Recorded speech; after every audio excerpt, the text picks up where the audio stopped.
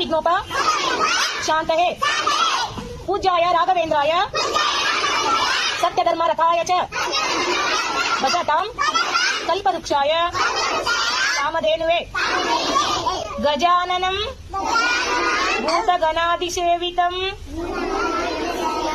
कपिस्तजम्बो कलसारभक्षितम् उमास्तं श्लोकविनाशकारणम्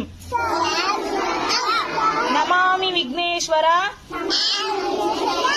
पादपंकजम् कळबेड कोल्लबेड खुशिय नुडियलु bed इधर अड़ियलु bed. दोस्तों, ये वीडियो कर्नाटक के स्कूल का बताया जा रहा है, जिसे देखकर आप सभी को भी अपने बचपन की याद आ गई होगी। फिर इसके बाद आपको जगजीत सिंह की वो गज़ल याद आई होगी, ये दौलत भी ले लो, ये शोहरत भी ले लो, भले छीन लो मुझसे मेरी जवानी, मगर लौटा दो मेरा बचपन, वो कागज की किश्ती, वो बारिश का पानी। नेक्स्ट अपडेट में बात करते हैं अनिरुद्धाचार्य महाराज जी से। इन्होंने एक सत्संग के दौरान ऑस्ट्रेलिया क्या है, कहाँ है, क्यों बना, इसके बारे में बताया है। लोग इनको ट्रोल कर रहे हैं। अब इनको कह रहे हैं तो महाराज जी लंदन, पेरिस, रवांडा, युगांडा की बारी कब आएगी? ऑस्ट्रेलिया क्या है? जब राम रावण का युद्ध पूरा हुआ तो राम रावण के युद्ध में हजारों लाखों तलवारें पड़ी थी, क्योंकि सैनिक मारे गए, लंका के लोग मारे गए, वो सारी सेना मारी गई, तो सबकी तलवारें, सबके अस्त्र शस्त्र सब वहां कचरे में आ गए कि नहीं? वहां पे अस्त्र शस्त्र का ढेर लग गया। अब राम को चिंता हुई कि भाई ये अस्त्र शस्त्र किसी के हाथ पड़ जाएंगे, रावण की तलवार किसी के हाथ लग गई तो ये सब उसका मिसयूज कर सकते हैं। तो फिर क्या किया, राम जी ने अपने बंदरों से कहा कि जाओ कुछ नाव तैयार करो और यहाँ से हजारों किलोमीटर की दूरी पर ये अस्त्र रख के आओ। तो जहां राम जी ने अपनी सेना को कहा कि जाओ अस्त्र रख के आओ, तो वो सैनिक जब अस्त्र रखने के लिए गए तो अस्त्रालय जहां था, अस्त्र जहां वो रखे, उसका नाम पड़ा ऑस्ट्रेलिया। वो अस्त्रालय है। इसलिए आप ध्यान से देखेंगे तो जो ऑस्ट्रेलिया के नेचुरल आबादी थी पहले, वो बंदरों जैसे दिखते थे। दोस्तों, नेक्स्ट अपडेट में दिखाते हैं कि किस हद तक पत्रकारिता का स्तर गिर चुका है। पूर्व रॉ अध्यक्ष अमरजीत सिंह से एक पत्रकार ने सवाल किया कि आप 4 दिन पहले पाकिस्तान में थे। उन्होंने सवाल में उससे स्वयं पूछ लिया कि तुम्हें जानकारी किसने लीक की है, तो उसने साफ मना कर दिया और नमक हराम पत्रकार को उन्होंने कहा कि तुम आईएसआई के लिए काम करते हो ना, पहले तुम बताओ एक जानकारी किसने लीक की। आप कह रहे हो कि इनपुट्स नहीं आए आपके पास? मेरे पास क्यों आएंगे इनपुट? किस बहाने से आएंगे मेरे पास इनपुट? मेरा कहने का मतलब है सर, आप बुद्धिजीवी हैं, आप पढ़ते रहते हैं, बहुत सारे लोगों के कॉल्स भी आते होंगे, बहुत सारे लोगों से जानकारी भी आती होगी, बहुत सारी जानकारियां भी आपके पास आती होगी। सर, चाइना का इस पूरे वॉर में किस तरह से इन्वॉल्वमेंट देखते हैं आप? मुझे नहीं मालूम। चाइना का कोई इन्वॉल्वमेंट नहीं। सर, एक बार बैक टू पॉइंट आते हैं। आपकी पॉइंट तो सारे खत्म हो गए। अब जब आपने मेरे से ये सवाल पूछ लिया है कि मैं 4 दिन में या 5 दिन पहले पाकिस्तान में था, तो मुझे तो लगता है कि आप आईएसआई के लिए काम करते हैं। नहीं, मेरे को किसी ने कहा सर। नहीं, वो आईएसआई वाला ही होगा ना। नहीं, उन्होंने कहा कि सर जाते रहते हैं पाकिस्तान में। हाँ, तो किसने कहा आपको? ये तो हरामीपन है ना। किसने कहा आपको? 2 दिन नहीं, उन्होंने कहा था कि कुछ दिन पहले। हाँ, किसने कहा? किसी ने कहा सर मुझे कि जाते रहते। तो फिर मेरे से सवाल क्यों पूछते हैं अगर आप ये बताने के लिए तैयार नहीं कि किसने आपको कहा ये?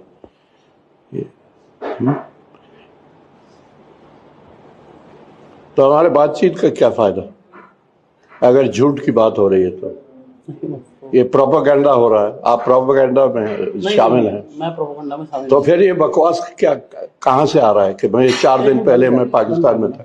नहीं, लगाओ इसको। जब आप झूठ बोल रहे हैं तो ठीक है। झूठ नहीं बोल रहा सर, मुझे कौन बोलता है साला हरामजादा? बता मुझे कि मैं 4 दिन पहले पाकिस्तान में था, इसलिए मैं मेरे को यहां बिठाया। निकाल इसका साले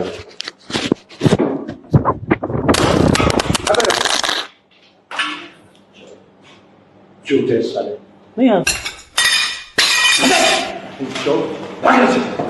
इसलिए यहां आया था तुमने। मालूम है मैं कौन हूं? मालूम है मैं कौन हूं? कौन सा हरामजादा बोल रहा था? कौन कुत्ता बोल रहा था?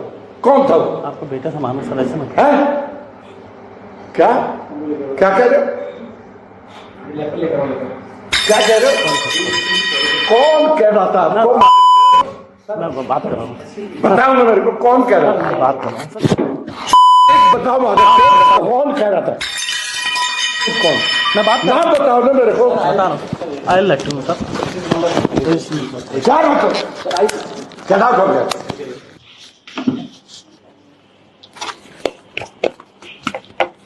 तुम समझते क्या हो? दोस्तों, लिटरली आप देख पाओगे कि हमारे यहाँ पढ़े लिखे सोसाइटियल समाज की ये है सिविक सेंस कि एक इंडिगो फ्लाइट 3 घंटे के आसपास लेट हो जाती है तो लोग एक क्रू को, वो भी फीमेल क्रू को, इस प्रकार गाली गलौज करते हैं जैसे कि वो फ्लाइट उसी के इशारों पे चल रही है। नहीं, यात्रियों का हक है अपनी नाराजगी जाहिर करने की, लेकिन इसका मतलब उस क्रू मेंबर पर क्यों अपना गुस्सा उतारा जाए जो कि महज एक इशारों पर नाच रही है वहां पर। उसको तो नियमों के अनुसार ही चलना पड़ेगा, लेकिन क्या पब्लिक इस बात को सुनने को तैयार है? जरा आप स्वयं देखिए कि किस हद तक लोग उसे गाली गलौज कर रहे हैं।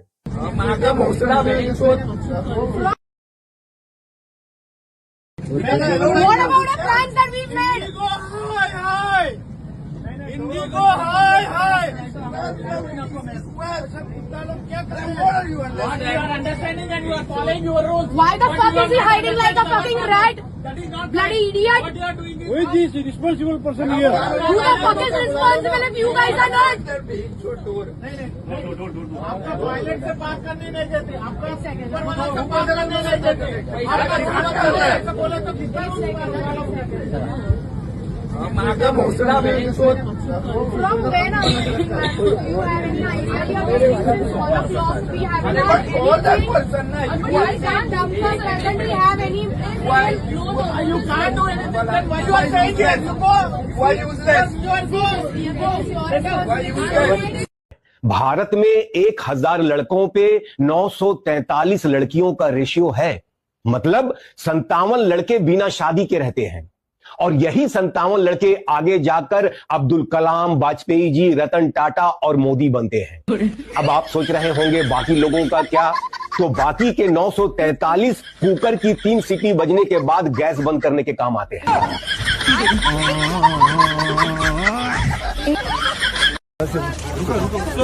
मैडम रुक जाओ, मैडम रुक जाओ, अभी नहीं मैडम, ये बात नहीं, अभी बात में ऑफिस में आप नंबर दे दो, ऑफिस में दे देता हूँ। सर एक फोटो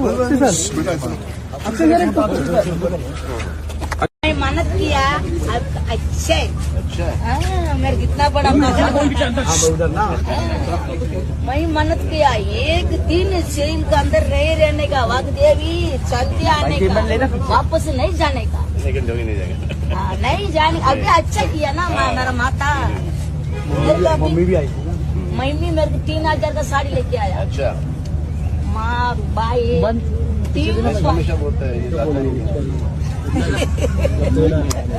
अभी ईद में। दोस्तों, हमारे देश में ट्रैफिक में सबसे बड़ी समस्या है उल्टा चलने वालों की, खासकर ऑटो और रिक्शा। ये लोग इतना उल्टा चलते हैं कि पूछो मत। इस वीडियो में इस भाई ने बहुत अच्छा सबक सिखाया है। इसका मानना साफ है कि साला 1 घंटे ही लेट क्यों ना हो जाऊं, लेकिन उल्टा चलने वालों को सबक सिखा के जाऊंगा, मैं रास्ता नहीं दूंगा। और आप इस वीडियो में देख पाओगे ऑटो वाले ने परेशान होकर फिर राइट डायरेक्शन में मोड़ के गाड़ी उसी रास्ते से निकाली जैसे उसे सही वे में जाना चाहिए था। बाय द वे, आप लोग भी बताइए क्या आपके शहरों में ऐसी समस्याएं हैं या नहीं? आप लोगों ने कभी ऐसी चीज फेस की है या नहीं?